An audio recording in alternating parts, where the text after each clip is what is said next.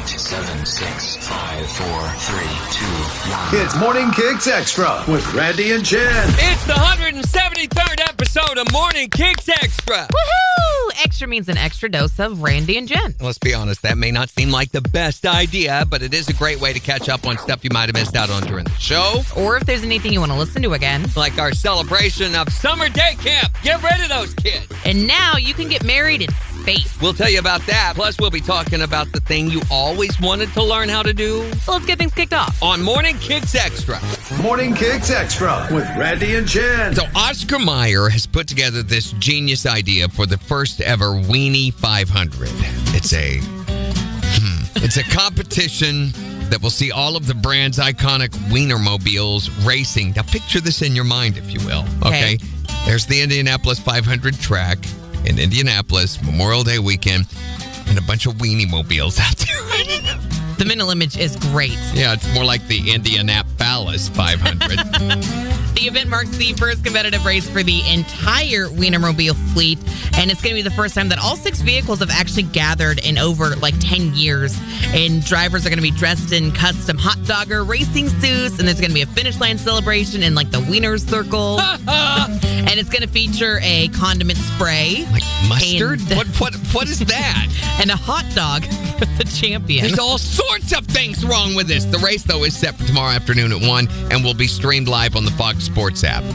Okay, that's kind of stretching the definition of sports, though, right? And do you really want to be known as the wiener who finishes first?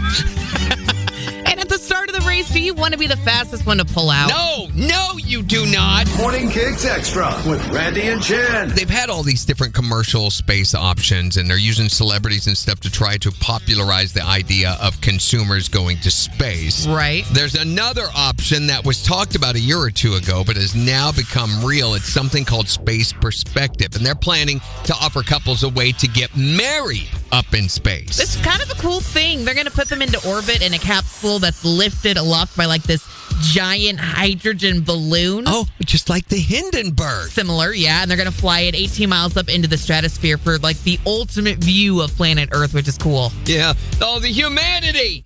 You're promised a soft landing in water. You go up in your wedding dress, you come down in your bathing suit. Jane Pointer, who's the co-founder of Space Perspective, says the waiting list to get married among the stars is already very long. They've sold 1,200 tickets so far, and that's at $125,000 a seat. And just like all these fancy space projects, they won't be ready to go until, okay, you ready for this? Next year. Just like the flying cars, it's always going to be next year. So the company was founded by 2 former crew members of Biosphere 2, which was this experimental facility in Arizona where 8 people once tried to live in a sealed up terrarium. Yeah, and if you've got time this morning and you're really bored, you can go Google Biosphere 2 to see how that project turned out. Can you give us the short version? Yeah, they ran out of oxygen. Always good experience when you're sending people into space running out of oxygen. Okay, I have a question.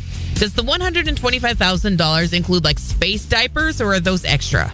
If they're smart, they're going to be extra. And stay in your seats, people. No trying to join the 18-mile high club here. What kind of wedding present do you buy for these people? Life jackets, I guess? Parachutes, maybe? Maybe. There's one advantage for the groom to getting married in space. What? In space? Well, no one can hear you nag. Yeah, let's fly him to the moon. Let's get him married on the moon. How about that? If you really want to impress me. I'm like Neil Armstrong, stepping out the spaceship door. I want to live in a lunar base forevermore. We're going back really soon. We're gonna live on the moon. Morning Kicks Extra with Randy and Jen. So are we supposed to get some more severe weather or possibly Maybe. Okay, so... You can't know. I mean, you can kind of know now because they've got like the super Doppler radar. No, it's double Doppler that they have. They actually got a new one. I don't know if you've heard about this, but it's called the Doppler, etc. It's pretty cool. No, they don't. Yeah, they do. No, they don't. First, there was weather radar. Then, Doppler weather radar, double Doppler, and super double Doppler. But only one local weather center brings you the ultimate in forecasting technology. Introducing Hyperlaser Photon Quad Doppler Max Ultra. And forecasting accuracy so precise, it can actually predict the weather for a single intersection. At 10th and Market Streets, rain will continue, and there'll be a traffic accident now. And only Hyperlaser Photon Quad Doppler Max Ultra uses satellite technology so sensitive it can register weather information inside your own home. Hello? Stanley Fienman? Yeah? It's currently 71 degrees in your living room with humidity at 54%. Really? And your hard-boiled eggs are done. Thank you. It's the next generation in weather technology. Hyperlaser Photon Quad Doppler Max Ultra. Tune in tonight. We'll know if you don't. Morning Kicks Extra. Most of the schools are letting. Is it this week that they're ending? Yeah, I know some of the schools ended last week, but a lot of them are ending this week. Like they go to school today, and then there's a half day tomorrow, and then the kids are done. They're out for the summer. Some of them are even ending today, I know. What about your kids? When do they get out? Tomorrow's the last day. They have a half day tomorrow. Okay, so this is getting to be that time when you're trying to figure out what to do with them, right? Yes, and I'm very thankful that there are so many summer camp options around here to keep my kids busy. Because that is what I'm like, what am I going to do with my kids for 2.5 months? Here's what happens. Okay, summer camp doesn't really kick in until what, mid-June or somewhere around in there? Unfortunately, so yeah. you have to have them home for like 2 weeks. And that is about a week and 5 days too many. That's when you're going crazy and they're going crazy and the dogs are going crazy. Everybody is so grateful that there are summer camp options because without them, I mean, your children might not make it to adulthood, right? You might pull all your hair out.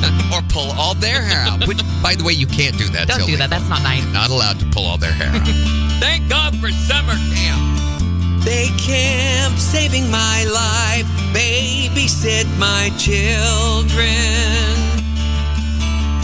They camp saving my life. Take care of my children.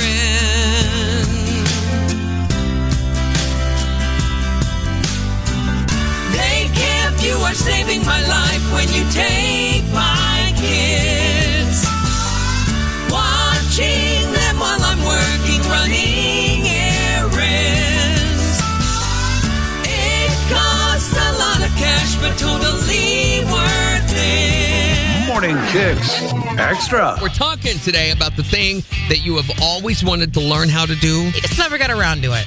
After 12 years of being in the Army and around helicopters, I've always wanted to fly one. Oh, me too. I have a good buddy who's learning to fly right now. I'm so jealous of that. Yeah, them old combat runs at treetop level, banking hard, always made all their cherries cute. They're great. A helicopter seems like it'd be really difficult to learn how to fly. Yep, I think the whole time they're piloting those things, it's like some sort of balancing act. They are physically designed not to fly. So if you learned how to do that, are you going to take me up for a flight? You better believe it, I would. You know, after talking about it, I'm not so sure I want to go anymore. Maybe you shouldn't. Why? They're physically designed not to fly. Randy, I think I just heard your spine crumble. A little bit. That's what that was, yes. Oh, I need to have that scene about it. Does anybody know a good orthopedic surgeon? What's the thing that you've always wanted to learn how to do? Drive a race car. It's only one turn. Yeah, right now you know more than those guys do if you can make a left turn and a right turn. They got a little bit more difficult stuff going on. They got to worry about more people than we do. I don't know. Have you ever driven on Rangeline Road? Yes, I have. There's a few more cars there than that are on a racetrack. And again, they're only making left turns. I think, let's look at a NASCAR race. Okay. Everybody's driving the average speed. They're really staying in their lane, so to speak, except for when they're progressing. And it is just left turns. I think it's a lot more challenging to navigate, say, I-44 or Rangeline. I think so. What have you always wanted to learn how to do? Train with the dolphins. What do you think the dolphins could train you to do? Well, for one, it would get me in a wetsuit and I would be in the water with them, which would be great. And they could teach you how to make that noise. Yeah, very true. And you can learn how to swim on your tail. Absolutely. I know how to do that. Do you? Yeah, I can swim on my tail all Wow, day that's long. impressive. Yeah, thank you. How do you make the dolphin noise again? Is that right? What have have you always wanted to learn how to do? I always wanted to learn how to win an argument with my wife. Nope, you're never going to learn how to win. There's some That's lessons not going that to happen. cannot be learned. And trust me, even if you were able to accomplish that, the end result would not be what you desire. It's Morning Kicks Extra with Randy and Jen. We're talking today about the thing you've always wanted to learn how to do. You just never really got around to it. Me, I have always wanted to learn how to crochet. I learned how to knit when I was in college, but crocheting, I feel like, was the natural next step, and I just never learned how to do it. I thought they were the same thing. Oh, no. There's totally different hooks that you use for it. Oh, okay. I know that much about it. I just don't know the full process of crocheting. What have you always wanted to learn how to do but have never gotten around to doing? Well, I've learned how to do a lot of things in my life, and I love to work with wood. The one thing I have always wanted to learn how to do is carve things out of wood with a chainsaw. It's like a psychotic frustration release. You know, I think every single person who knows how to do that ought to have to laugh maniacally while they're doing it. Look, it's an owl. What have you always wanted to learn how to do? Your coworker, I forgot how to say her name all of a sudden. It's Jim. We all call her James for short. No, Randy, it's Jen. I could teach you how to crochet. Do it. Do Thank it right you. now. Do it. Get your needles out. Get your needles out, I James. don't have Randy. Show her your needles, James. What?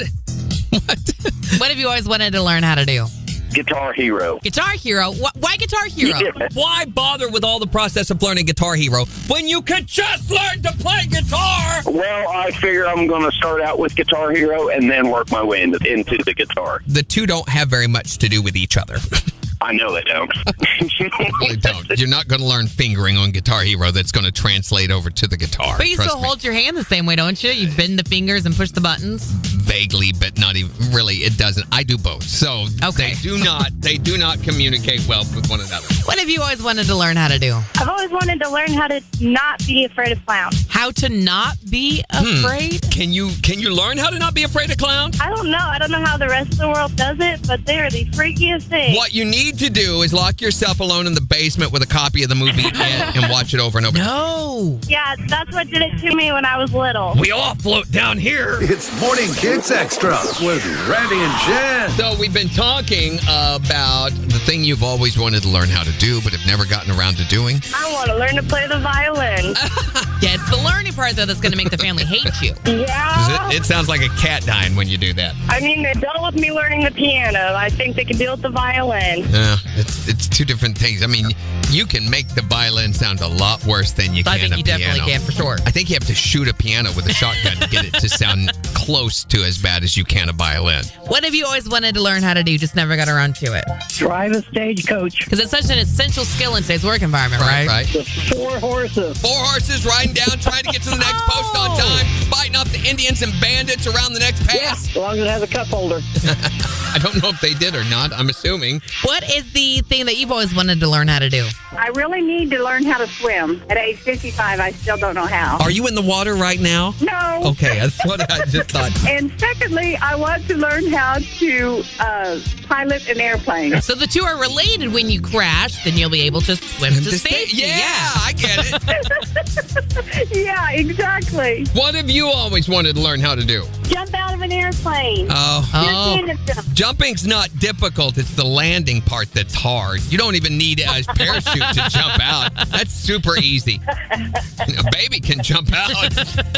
Landing, That's a whole other story. It's a whole other skill set. It's Morning Kicks Extra with Randy and Jen. Hey, join us on the next edition of Morning Kicks Extra. We're going to be talking about the advice you would give your 18-year-old self. If you could go back in time and you can only use 3 words. In the meantime, don't forget to check out our blog at kicks1025.com. You can check out all of the latest Morning Kicks karaoke songs. And you can watch us live on most social platforms every weekday morning starting at 7. Make sure to like, follow, and smash that subscribe button.